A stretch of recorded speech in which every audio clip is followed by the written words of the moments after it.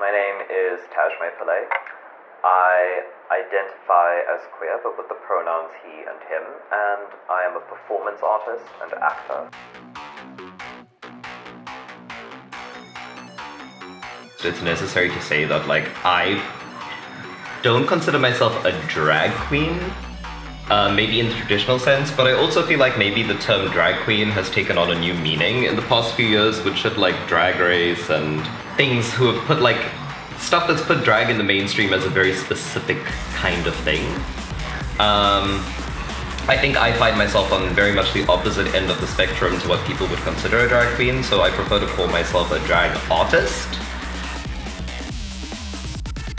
Because I think it came from my love of fashion and experimenting with fashion. And I also feel like fashion was the gateway for me to explore gender. And as I was kind of growing and developing my language as an artist, and I say this knowing that I was a teenager and I was a child, but I was no, I want to be an artist, and I'm I need to develop this language for myself and see what I want to talk about. And the thing that I have always been fascinated with is gender as performance. So I started exploring the concept of gender as performance through my own body. And I suppose that has led to, what people would call drag. I would call it gender fucking.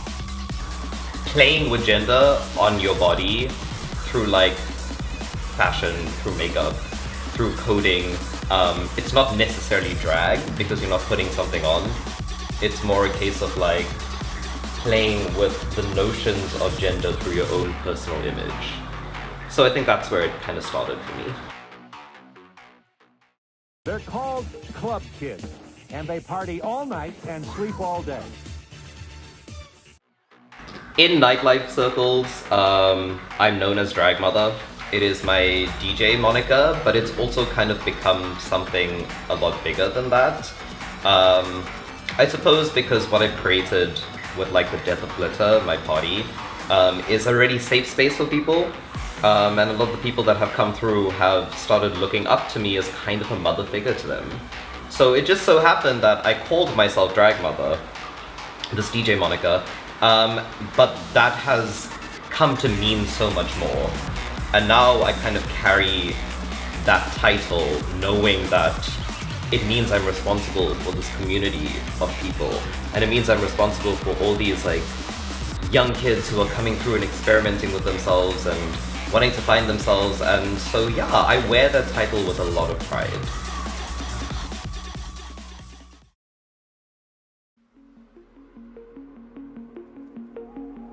I think that drag is a tool that can allow you to solve problems for yourself.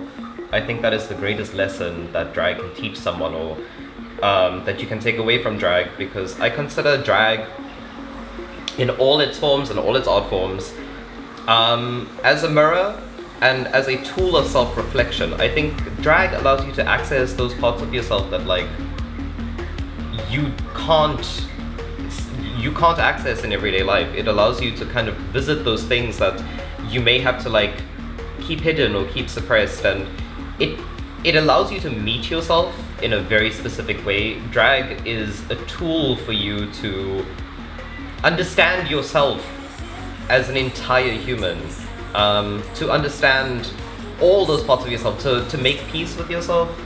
And for me, that is the greatest thing that drag can teach you, is to make peace with yourself. And yeah, I think that making peace with yourself is a lesson that a lot of queer youth need to learn. And I know that it's a hard lesson to learn because we live in a world that constantly vilifies us, and we live in a world that constantly tells us that we're not meant to exist, we're not right, we're very wrong. We're constantly told that you're wrong.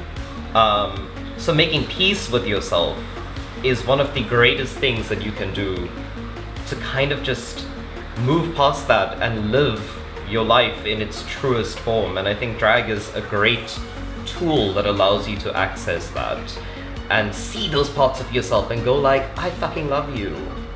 You're fabulous. I want to love you. It teaches you how to fall in love with yourself. and how to act with love.